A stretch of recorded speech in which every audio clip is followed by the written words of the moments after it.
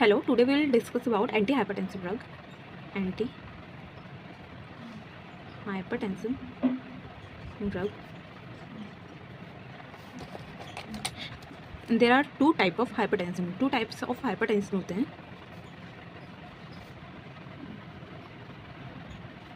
90 to 95% में क्या होता है, पेशेंट विद एसेंशियल और primary hypertension. Primary and essential hypertension. And 5 to 10% में patient secondary hypertension, HTN. Hypertension is also known as HTN, है ना. तो इसमें क्या होता है, renal disease and endocrine disorders भी हो सकते हैं. Renal disease and endocrine disorders भी हो सकते हैं. Endocrine disorder. तो हम हाइपरटेंशन को 4 कैटेगरी में डिवाइड करते हैं. नंबर 1 आता है हमारा नॉर्मल. तो हम इसका classification of HTN, that means hypertension देखते हैं, जिसमें आता है हमारा सबसे पहला normal. Number 1 normal.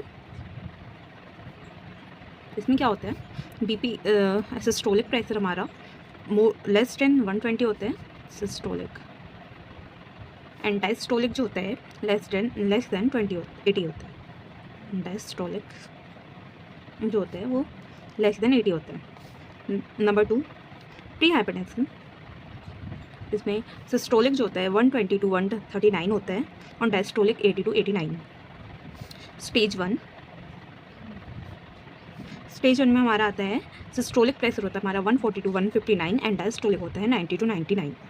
And stage 2 आती है. अब इसमें क्या होता है, blood systolic pressure more than 160 होता है, एंड डायस्टोलिक जो होता है मोर देन 100 होता है. अब इसका ट्रीटमेंट कैसे करते हैं, किस बेसिस पे करते हैं, ये देखेंगे. ट्रीटमेंट ऑफ हाइपरटेंशन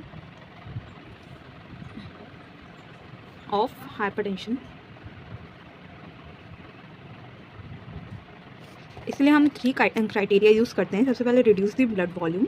सबसे पहले हम पेशेंट का ब्लड वॉल्यूम रिड्यूस करेंगे. हम देखेंगे reduce the blood volume.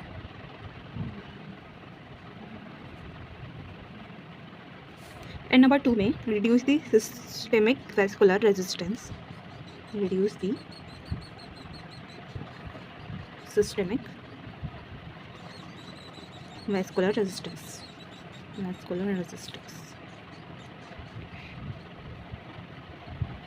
And the number 3rd is reduce the cardiac output.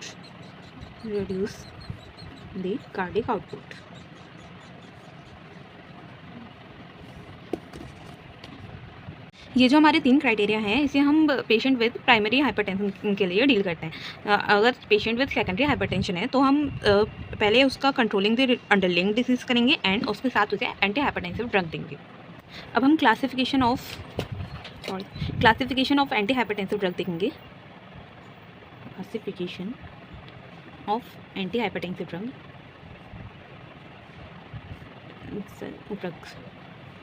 Drugs. इसके लिए हमारे पास एक शॉर्ट ट्रिक है जो हम यूज़ करते हैं. ABCD,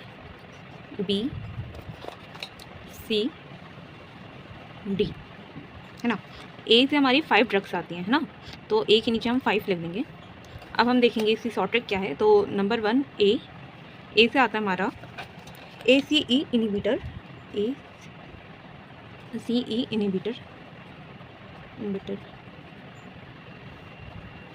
और then angiotensin receptor,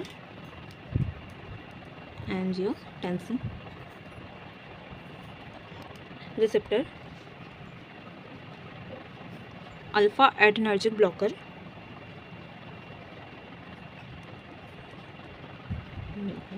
beta adrenergic blocker,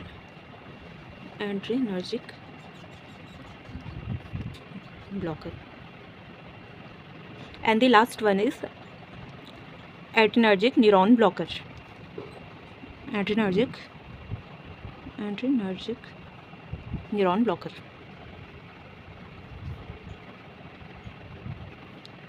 and number 2 is B. हमारा बी से हमारी ड्रग्स आती हैं beta adrenergic blocker. Oh shit.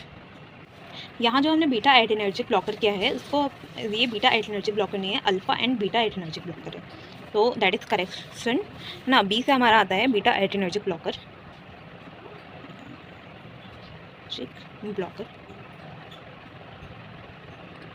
C for आता है हमारा कैल्शियम चैनल ब्लॉकर।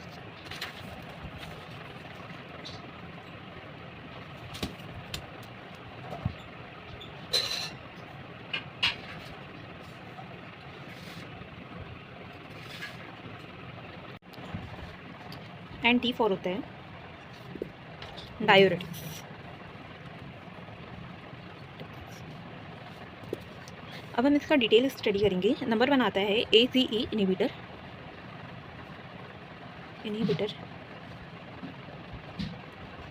तो इसमें हमारी ड्रग्स आती हैं captopril, enalapril, lisinopril,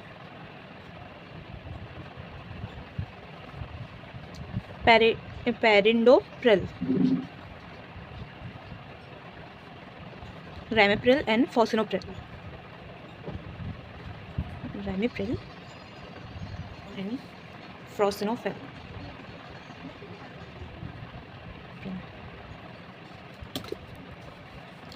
Number 2 is angiotensin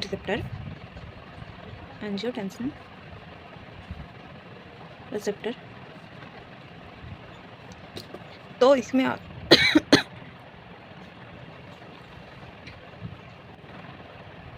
angiotensin receptor में आते हैं हमारे लॉसर्टन,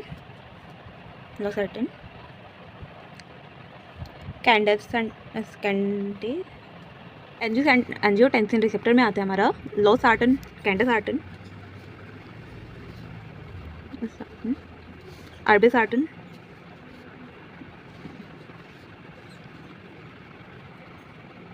एंड टेलमिसार्टन।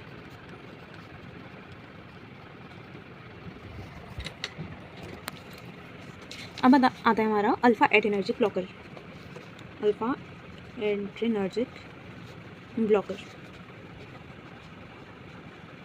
इसमें आता है हमारा प्रेज़ोसिन, पैराजोसिन एंड डॉक्साजोसिन एंड फेंटोलैमन एंड फेनॉक्सीबेंजामाइन। अब आता है हमारा अल्फा एंड बीटा एड्रेनर्जिक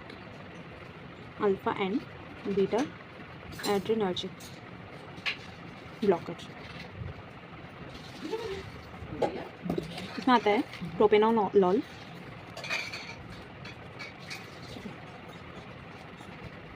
मेटाप्रोलॉल।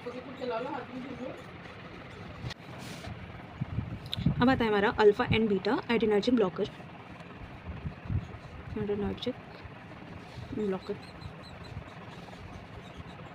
इसमें आते हैं लेबेटालॉल, कार्वेडिलॉल एंड मेड्रोक्सोलॉल।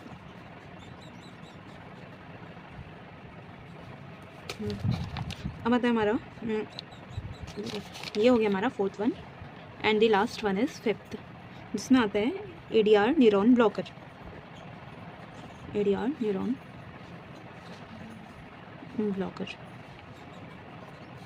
तो इसमें आता है रिसर्पिन एंड गुआनिथिडीन।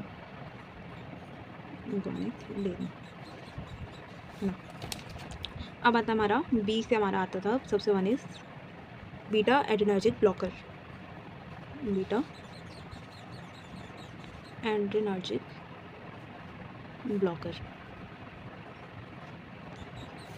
तो इसमें आता है हमारा प्रोपेनोलॉल, मेटाप्रोलॉल एंड एटेनोलॉल। अब आता है कैल्शियम चैनल ब्लॉकर।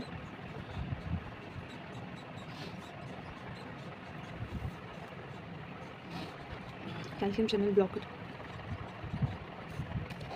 तो इसमें हमारी ड्रग्स आती हैं वेराम्पिल, वेरापेमिल, वेरापेमिल,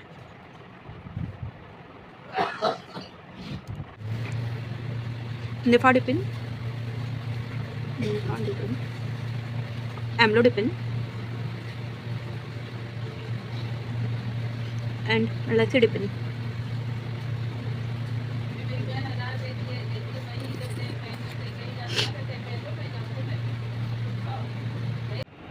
अब हम देखेंगे डायूरेटिक्स। डायूरेटिक्स इसमें आता है थाइस, इसमें आता है हमारा थाइजाइड्स,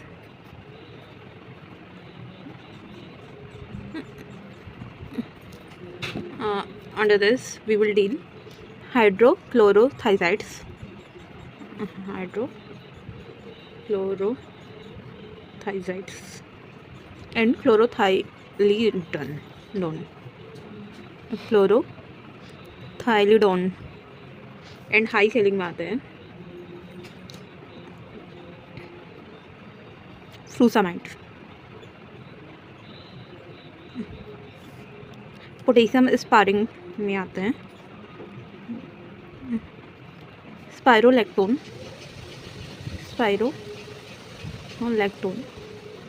एंड वैसोडाइलेटर्स में आता है हमारा डाइलेटर्स में हमारा आता है एट्रियोलर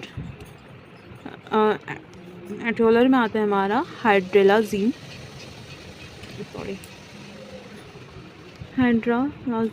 and minoxidil.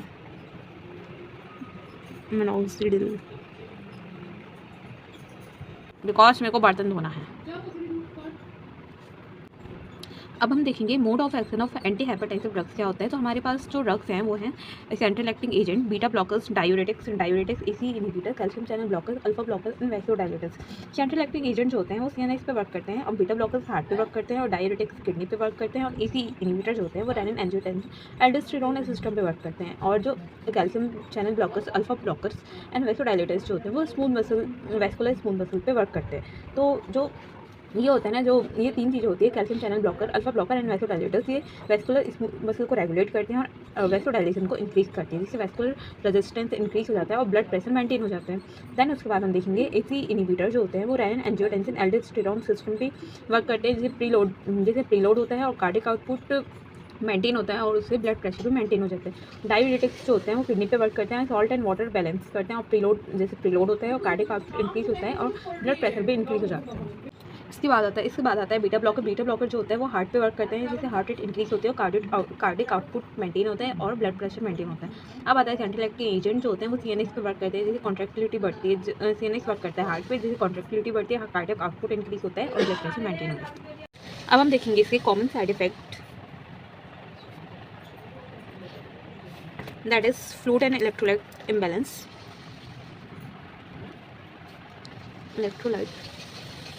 electrolyte imbalance, malaise, fatigue, drowsiness,